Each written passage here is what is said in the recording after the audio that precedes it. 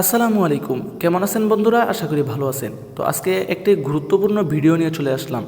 তো আমরা যখন কোনো ভিডিও বা কোনো অ্যাপস ডাউনলোড করতে যাই তখন কিন্তু আমাদের ফোনে দেখা যায় যে আমাদের স্টোরেজটা ফুল হয়ে আছে, অথচ কিন্তু আমাদের ফোনে তেমন কোনো ভিডিও বা ছবি নেই বা কোনো অ্যাপস নেই। তারপরেও কিন্তু আমাদের ফোনের স্টোরেজ যে রয়েছে, যে আমাদের যে ফোনের যে মেমোরি কার্ডটা রয়েছে তা ফুল দেখায়। তো এর সমাধানটি আপনি কিভাবে করবেন তাই আজকের এই ভিডিওতে দেখিয়ে দিব। তো এই সেটিংসটি করার জন্য আপনি এই ভিডিওটি সম্পূর্ণভাবে দেখতে থাকুন।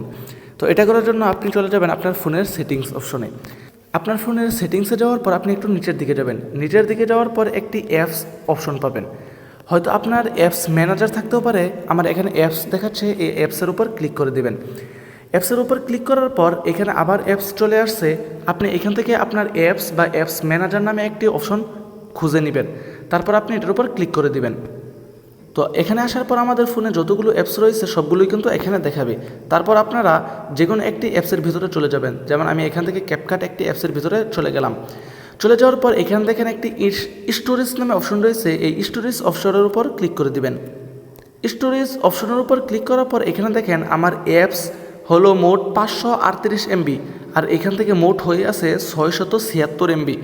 এমনইভাবে যদি আরও আমি যদি অ্যাপসগুলো দেখাই, যে আমরা নিচের দিকে চলে আসি, তারপর এখান থেকে আমার ইউটিউব, তারপর আমরা এখানে যাওয়ার পর স্টোরেজে যাওয়ার পর এখানে দেখেন যে অ্যাপস আমার হচ্ছে যে এই ইউটিউবটা হচ্ছে 299 এমবি, আর এখানে আমার টোটাল এমবি হয়ে আছে যে 4.32 জিবি, অর্থাৎ প্রায় 4.5 জিবির মতো এই ইউটিউবে আমার জায়গা খেয়ে রেখেছে। তো আমরা এভাবেই সবগুলো অ্যাপসের কিন্তু দেখে নিতে পারবো। যে আমরা যদি ক্রোম ব্রাউজারের উপর ক্লিক করি, তারপরে যদি আমরা স্টোরেজ এর উপর ক্লিক করে দিই, এখানে দেখেন যে এই ক্রোম ব্রাউজার অ্যাপসটি রয়েছে মোট 342 এমবি, কিন্তু এখান থেকে দেখাচ্ছে যে মোট 386 এমবি। তো এরকমভাবে আমরা যদি আবার আমাদের মেসেঞ্জার অ্যাপসের উপর ক্লিক করি, দেখেন তারপর যদি আমরা এখান থেকে স্টোরেজের উপর ক্লিক করে দিই, তারপর আমাদের এখান থেকে দেখাচ্ছে কিন্তু যে আমাদের এই অ্যাপসটা মূল হলো 153 এমবি, আর এখানে আমাদের মূল দেখাচ্ছে যে সব মিলিয়ে টোটাল 498 এমবি। আমার কিন্তু এখানে অতিরিক্ত 345 এমবি এই মেসেঞ্জার অ্যাপসটাই খেয়ে রেখেছে। তো আচ্ছা, আসুন এখানে দেখা যাক যে এর সমাধান আপনি কিভাবে করবেন। তো নিচে এখানে দেখেন ক্লিয়ার কেচ নামে একটি অপশন আছে, এই ক্লিয়ার কেচের উপর ক্লিক করে দিবেন।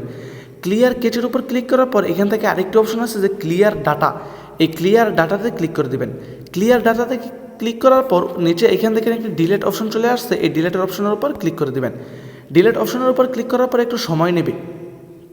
সময় নেওয়ার পর এখান দেখেন যে আমার অ্যাপসটা হচ্ছে 153 এমবি, এবং এখান থেকে টোটাল দেখাচ্ছে 153 এমবি।